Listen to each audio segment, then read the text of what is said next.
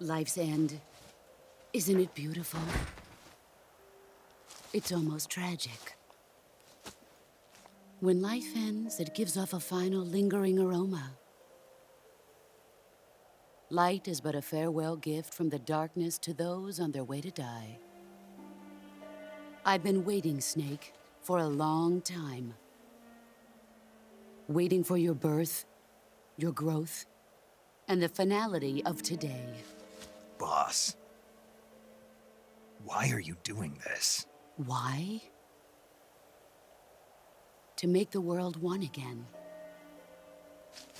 The world used to be whole. But with the end of the Second World War, the philosophers began to fight amongst themselves, and the world was torn apart. The Cobras, my comrades who trained and fought alongside me, were torn apart as well. The foibles of politics and the march of time can turn friends into enemies just as easily as the wind changes. Ridiculous, isn't it? Yesterday's ally becomes today's opposition. And this Cold War? Think back. When I was leading the Cobras, America and Russia were fighting together. Now, consider whether America and Russia will still be enemies in the 21st century. Somehow I doubt it. Enemies change along with the times, the flow of the ages, and we soldiers are forced to play along. I didn't raise you and shape you into the man you are today just so we could face each other in battle. A soldier's skills aren't meant to be used to hurt friends. So then what is an enemy? Is there such a thing as an absolute timeless enemy? There is no such thing, and never has been. And the reason is that our enemies are human beings like us. They can only be our enemies in relative terms. The world must be made whole again. The philosophers must be reunited. I will devote my skills to that purpose. And with the Colonel's money, I will achieve that end. Just as I once created the Cobras. They are my family. I may no longer be able to bear children, but I still have a family.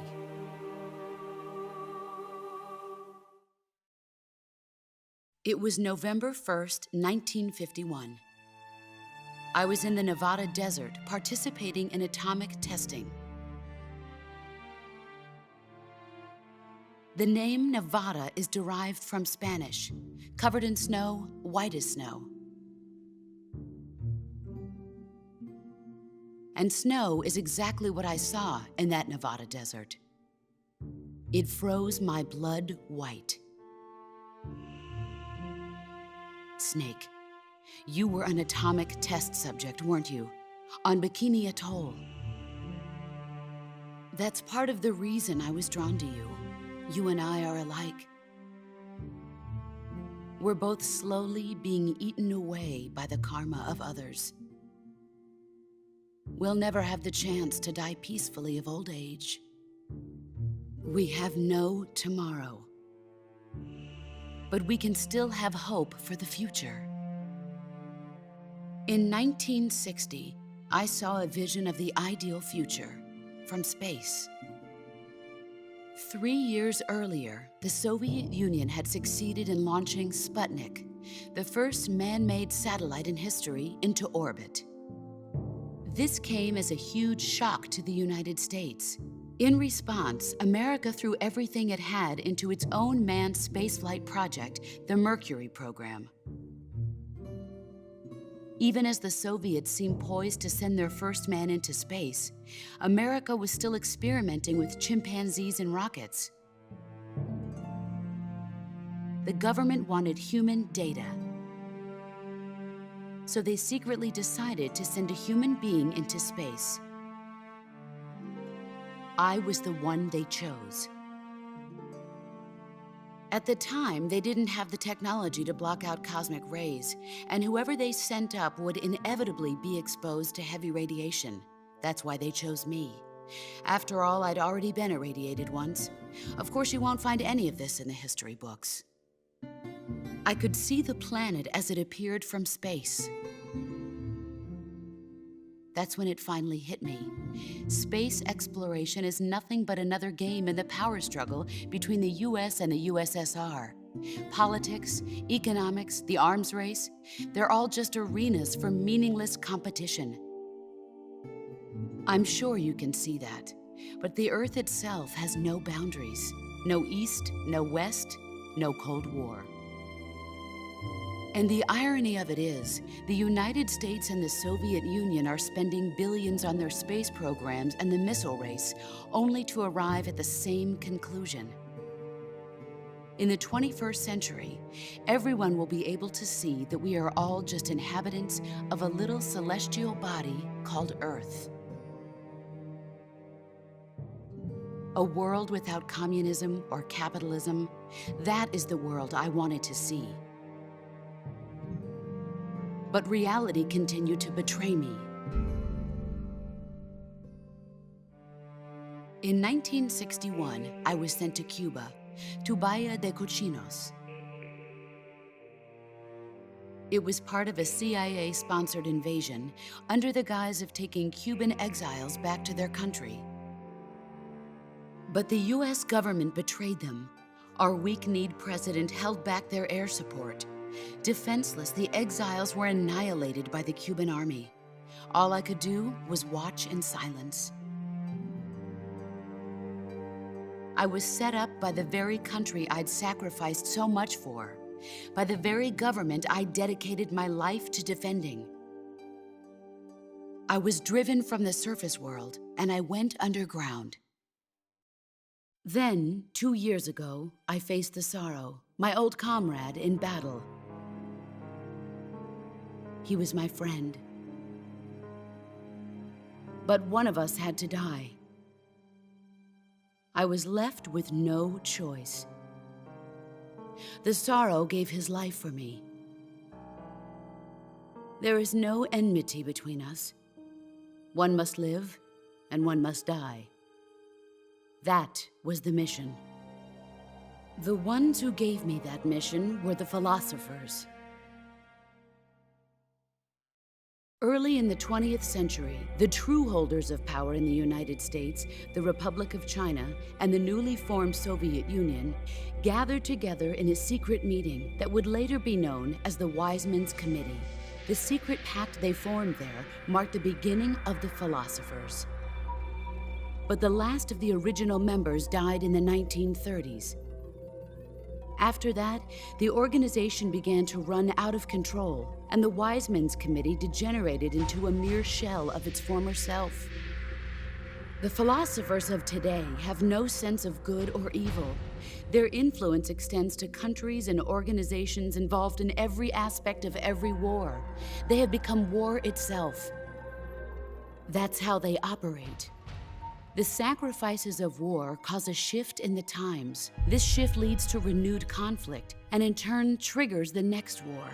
Like a nuclear chain reaction, each conflict sparks countless others, forming an endless spiral that will continue on for eternity. Do you understand what I'm saying, Snake? By consuming me and you, the philosophers intend to keep that cycle going forever. It was my father who explained all of this to me. He was one of them. You see, I am the last remaining child of the philosophers. But after he revealed the truth, my father was killed by that same shapeless, formless organization. And my father isn't the only thing the philosophers have taken from me. In June of 1944, the Cobras and I took part in the landing at Normandy. We'd been given a top-secret mission to locate and destroy enemy V-2 rocket installations. I was pregnant at the time. The sorrow was the father. I gave birth on the field of battle. A beautiful baby boy. But my child was snatched away from me by the philosophers.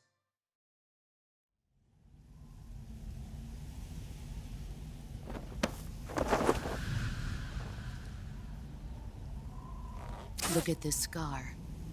This is proof that I was once a mother. I gave up my body and my child for my country. There is nothing left inside me now. Nothing at all. No hatred, not even regret. And yet sometimes at night, I can still feel the pain creeping up inside me, slithering through my body like a snake.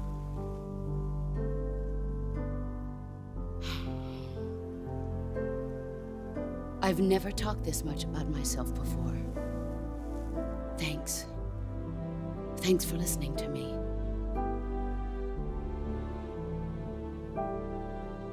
I feel content. Snake, commence the operation. I raised you. I loved you. I've given you weapons, taught you techniques, endowed you with knowledge. There is nothing more for me to give you. All that's left for you to take is my life, by your own hand. One must die, and one must live. No victory, no defeat. The survivor will carry on the fight. It is our destiny. The one who survives will inherit the title of boss. And the one who inherits the title of boss will face an existence of endless battle. I'll give you 10 minutes. In 10 minutes, MiGs will come and bomb the hell out of this place. If you can beat me in less than 10 minutes, you'll be able to escape in time. Let's make this the greatest 10 minutes of our lives, Jack. Boss? You're a soldier. Finish your mission.